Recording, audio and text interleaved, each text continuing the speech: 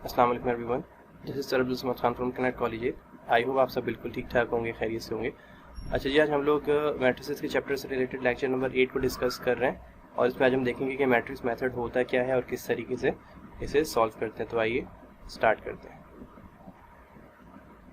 Okay, two simultaneous linear equation in matrices. Here we have two methods to find the solution of two simultaneous linear equations in matrices. Number one is matrix method, number 2 is Cramer's rule. अच्छा, ये Cramer's rule जो है ये मैं previous lecture में discuss कर चुका हूँ। बेसिकली होता क्या है कि जो दो वेरिएबल की लीनियर इक्वेशंस होती हैं उनके सॉल्यूशन सेट कैलकुलेट करने के हमारे पास दो तरीके हैं, एक क्रैमर्स रूल, एक मैट्रिक्स मेथड है। आज मैं मैट्रिक्स मेथड को डिस्कस करने के लिए जा रहा हूँ, ठीक है। तो इसकी एग्जाम्पल देखते हैं, इसको अच्छी तरीके से समझते हैं कि ये है क्या। देखिए बेटा, जैसे आपको अपनी स्क्रीन पर नजर आ रहा होगा, यहाँ से कह रहे हैं कि solve the following simultaneous linear equations by using matrices. 5x minus 2y is equals to 1 and 2x minus y is equals to 0। Linear equation मैंने क्यों कहा है, क्योंकि इसमें जो वेरिएबल है इनकी डिग्री आपको पता है 1 से ज़्यादा नहीं है। तो जिन वेरिएबल की डिग्रीज 1 होती हैं उन इक्वेशन को हम जो लीनियर इक्वेशंस कहते हैं। एनी हाउ, अच्छा यहाँ पे हमें करना क्या है, तीन मैट्रिसेस सबसे पहले ड्रॉ करने होंगे, जैसे कि आपको अपनी स्क्रीन पर नज़र आ रहा होगा। एक मैट्रिक्स को मैंने ए का नाम दिया है, एक को एक्स का नाम दिया है, एक को बी का। अब ये मैट्रिसेस बने कैसे? देखिए, मैट्रिक्स ये बहुत आसान है। जैसे कि आपको याद होगा क्रैमर्स रूल में हमने क्या किया था कि जो पहला मैट्रिक्स था उसके अंदर सिर्फ हमने वेरिएबल के साथ जो कोफिशिएंट्स होते हैं वो लिए थे। यहाँ भी ऐसा ही है, एक्स के साथ 5 था वो मैंने लिया, वाई के साथ -2 था वो मैंने लिया।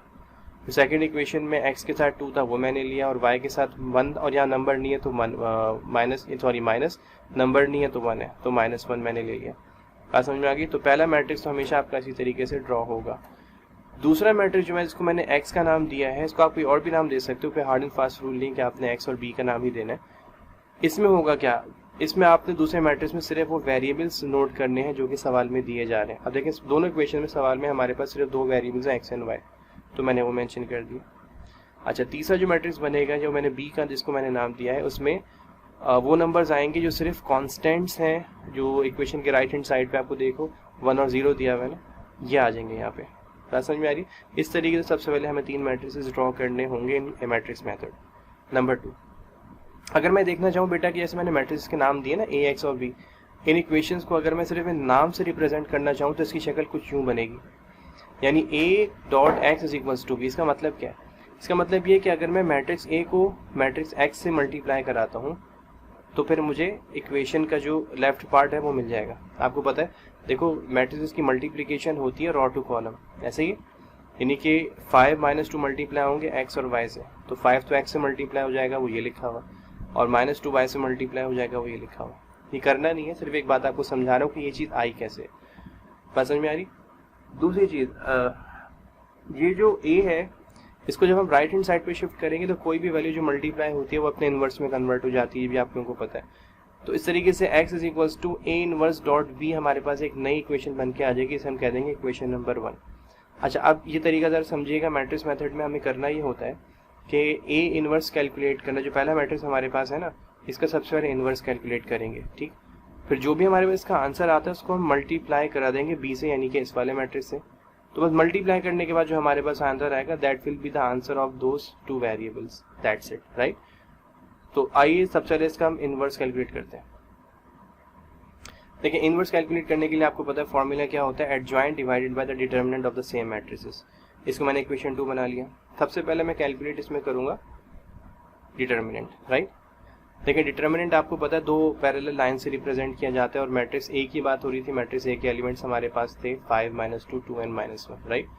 इसका फॉर्मूला हमारे पास क्या है बेटा, AD - BC, यानी 5 क्रॉस में -1 से मल्टीप्लाई होगा, फिर माइनस की साइन फॉर्मूले की आएगी, और फिर -2 2 से मल्टीप्लाई हो जाएगा, जैसे आपको नजर आ रहा होगा। चलिए मल्टीप्लाई करें, 5 times -1 is -5, minus is plus, and 2 2 ज़ 4। अगेन माइनस प्लस क्या होता है, माइनस, अगर आप 5 में से 4 निकाल दोगे तो आपके पास आंसर क्या आ जाएगा, -1। अब क्योंकि देखो ये एक नॉन सिंगुलर मैट्रिक्स हमारे पास बेटा आ रहा है, इसका मतलब है हम आगे सॉल्व कर सकते हैं, राइट।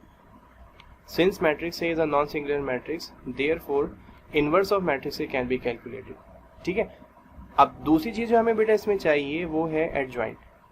एडजॉइंट में आपको पता है कि जो ए और डी है वो अपनी पोजीशन चेंज कर लेते हैं। 5 था ना यहाँ पे, देखो ये रहा 5, ये चला गया -1 की जगह और -1 आ गया 5 की जगह। और जो बी और सी है ये अपनी साइंस चेंज कर लेते हैं, ये -2 +2 में कन्वर्ट हो गया और +2 जो है -2 में कन्वर्ट हो गया, दैट्स इट। ये 2/2 के एडजॉइंट का कैलकुलेट करने का तरीका है। नाउ हमें जो इन्वर्स में दो बेटा चीज़ें चाहिए थी, एडजॉइंट चाहिए था वो भी हमने निकाल लिया और डिटर्मिनेंट चाहिए था वो भी हमने निकाल लिया। अब सिंपल हमें करना है कि दोनों वैल्यूज उठा के रखनी है इक्वेशन नंबर 2 में। Now substitute the values of adjoint determinant of an adjoint in equation number 2। Equation 2 हमारे पास क्या थी, इनवर्स जो हमने कैलकुलेट करना था, राइट। अच्छा, इनवर्स का बराबर होता है adjoint divided by determinant. Adjoint मैंने यहाँ से सब्स्टिट्यूट किया, डिटर्मिनेंट मैंने -1 यहाँ सब्स्टिट्यूट कर दिया। अब सिंपल क्या है, इस -1 को सबसे अगर मैं डिवाइड करूंगा, मुझे पता है भाई 1 से डिवीजन करने से कोई फर्क नहीं पड़ता, वैल्यूज वही रहेंगी। लेकिन ये -1 जो है, सॉरी, ये जो माइनस की साइन है ये साइन सबकी चेंज कर देगा। तो पहले तो हम जैसे यहाँ पे -1 मैंने डिवाइड किया, लेकिन अब होगा क्या, जो -1 था ये माइनस से माइनस कट गया, इस तरीके से ये वाला माइनस से माइनस कट गया, तो इनकी तो साइंस खत्म हो जाएंगी, 1 और 2 आ जाएगा। लेकिन ये माइनस जो है 2 के साथ आ जाएगा और ये वाला -5 के साथ आ जाएगा, तो वैल्यूज वही है, सिर्फ साइन हमारे पास चेंज हो जाएगी। तो इस तरीके से हमारे पास एक नया मैट्रिक्स बन जाएगा, ये होगा ए इनवर्स। बात समझ में आ गई।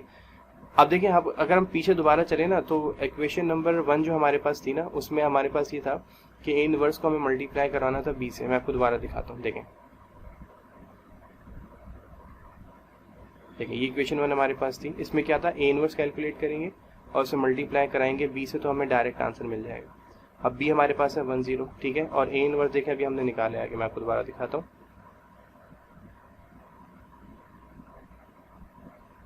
ये हमारे पास ए इनवर्स आ गया। अब ये वाली वैल्यू उठा के मैं इक्वेशन नंबर 1 में रख रहा हूँ। Now substitute the values of matrices A inverse x and be in equation number 1। तो शक्ल कुछ यूँ बन जाएगी। अब देखिए इक्वेशन 1 में लेफ्ट हैंड साइड पे एक्स था ना, और एक्स कैपिटल एक्स की मैं बात कर रहा हूँ, तो उस एक्स को हमने जो नाम दिया था वो मैट्रिक्स था एक्स और वाई का, वो मैंने लिख दिया। फिर इक्वल टू की साइन और राइट हैंड साइड पे लिखा था ए इनवर्स। देखिए ए इनवर्स मैंने ये निकाला हुआ 1 - 2 2 एंड -5, ये सब्स्टिट्यूट कर दिया मैंने, और वो मल्टीप्लाई हो रहा था बी से। बी मैंने अभी आपको दिखाया वो है 1 और 2। बात समझ में आ गई। अब सिर्फ हमें करना बेटा ये है कि इन दोनों मैट्रिसेस को मल्टीप्लाई करना है and we will get the final answer. Multiplication का रूल आप लोगों को पता है कि रॉ टू कॉलम मल्टीप्लिकेशन होती है। तो 1 तो 1 से मल्टीप्लाई होगा, फिर प्लस की साइन आ जाएगी, और -2 0 से मल्टीप्लाई हो जाएगा। सिमिलरली 2 1 से मल्टीप्लाई होगा, फिर प्लस की साइन आएगी, एंड देन -5 जो है 0 से मल्टीप्लाई हो जाएगा। नाउ सिंपल है, मल्टीप्लाई करा दीजिए। 1 times 1 is 1, plus minus is minus, 2 times 0 is 0, 2 times 1 is 1, plus minus minus, and 5 times 0 is 0, and finally हम 1 - 0 करेंगे, हमारे पास आंसर 1 ही आएगा। 2 - 0 करेंगे तब भी हमारे पास आंसर 2 ही आएगा।